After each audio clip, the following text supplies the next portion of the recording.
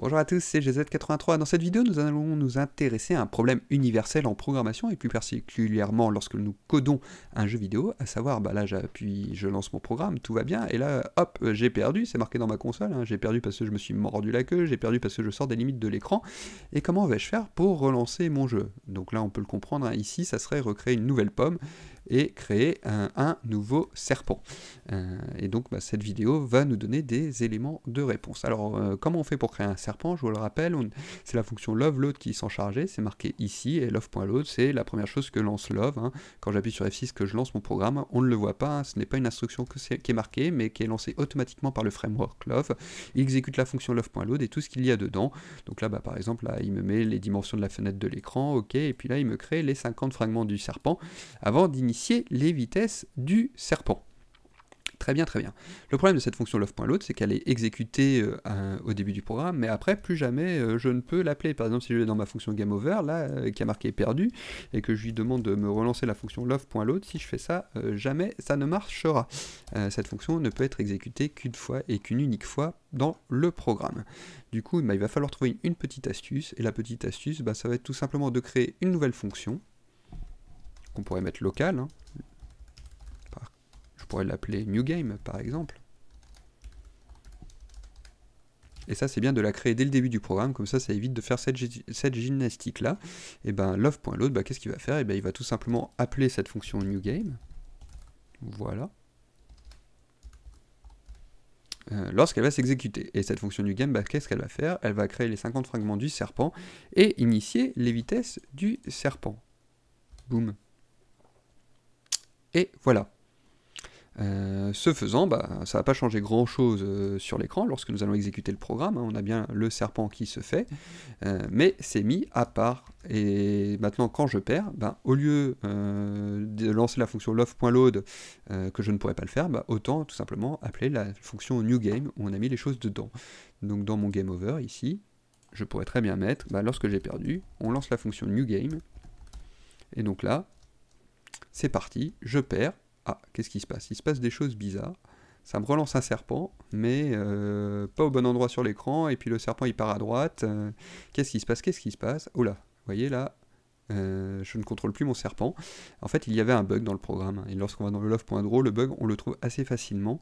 Je l'avais laissé volontiers au début, puisque nous n'avons que 50 pièces dans le serpent pour simplifier. Mais là, lorsque je crée un nouveau serpent, j'ai beaucoup plus de pièces. Et bon, c'est pas tout à fait ce qu'on veut, mais regardez, je vous le montre. Donc là, au lieu d'afficher les 50 premiers fragments de la liste, j'affiche toute la liste, donc dièse snake. C'est parti, je rentre en collision avec moi-même. Et là, vous voyez, ça me recrée un nouveau serpent. Sauf que ça m'a laissé ce qu'il y avait avant. Donc là on a l'impression que ça n'avance pas, c'est parce que ça a chargé beaucoup de fragments. Ça en charge 50 à chaque fois, on va attendre un petit peu, voilà, et normalement... Allez.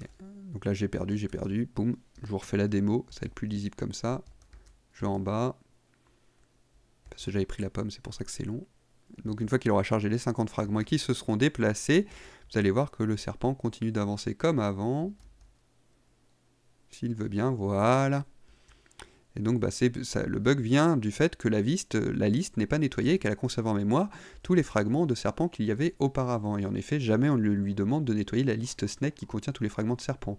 Et donc à chaque fois que je lance la fonction newGame, boum, il insère des listes, des parties dans ma liste, mais jamais il ne nettoie la liste. Et donc pour nettoyer la liste, le plus simple c'est de recréer à chaque fois une nouvelle liste, un peu comme on avait créé une nouvelle pomme à chaque fois.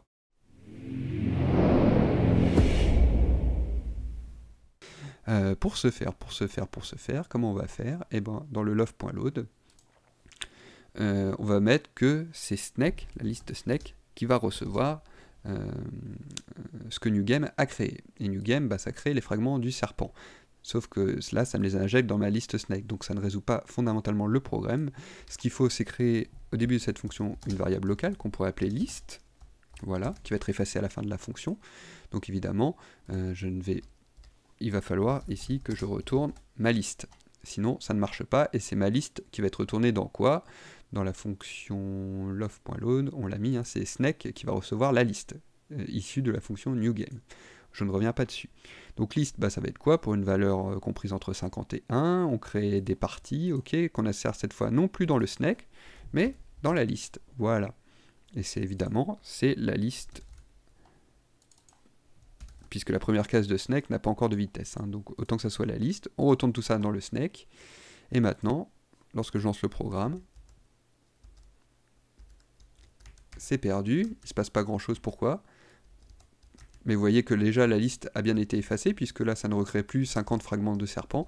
Et pourquoi ça ne se lance pas? Parce que dans le game over, il faut que je fasse la même manipulation. C'est pas new game, c'est snack qui va être égal à new game. Et là normalement, ça devrait marcher parfaitement. Voilà. Je sors de la fenêtre de jeu, ça me relance mon serpent, je rentre en collision avec moi-même, ça me relance un serpent, et tout le reste marche comme avant. Hein. Si je mange une pomme, boum, ça prend une pomme, pas de problème. Et si je rentre en collision, le jeu se relance. Donc voilà, de manière assez simple, comment on peut relancer un jeu. Donc là, l'astuce, c'était de nettoyer la liste, mais surtout, c'est ici de créer une fonction à part qui va nous lancer les éléments de jeu qui doivent se relancer lorsque l'on perd, parce qu'on ne va pas tout relancer. On n'a pas besoin de modifier, par exemple, la fenêtre de jeu à chaque fois. Donc ça, on peut le laisser dans le love.load. De la même façon, on pourrait mettre l'instruction love.window.setTitle. Voilà, qui va nous permettre de marquer quelque chose sur la fenêtre de jeu. Donc, par exemple, GZ83, code son petit serpent. Voilà, c'est une chaîne de caractères, je le mets entre guillemets. Et maintenant, lorsque je lance la fenêtre de jeu, ici, vous voyez qu'il y a marqué GZ83, code son petit serpent. On pourrait s'amuser à changer l'icône, on pourrait s'amuser comme ça à faire des choses. Et ça, j'ai pas besoin de le refaire à chaque fois que je meurs. Hein. J'ai pas besoin de le mettre dans la fonction new game. Je peux le laisser dans la fonction love.load. Donc vous voyez la subtilité entre les deux. Donc voilà pour cette courte vidéo, mais qui est fondamentale, hein, qui permet tout simplement de relancer le jeu. Et puis maintenant, on va tout simplement s'intéresser à la croissance de notre serpent, puisque c'est bien beau, il mange la pomme, mais encore faut-il que lorsqu'il mange sa pomme, voilà, il grandisse, parce que sinon ça ne sert à rien.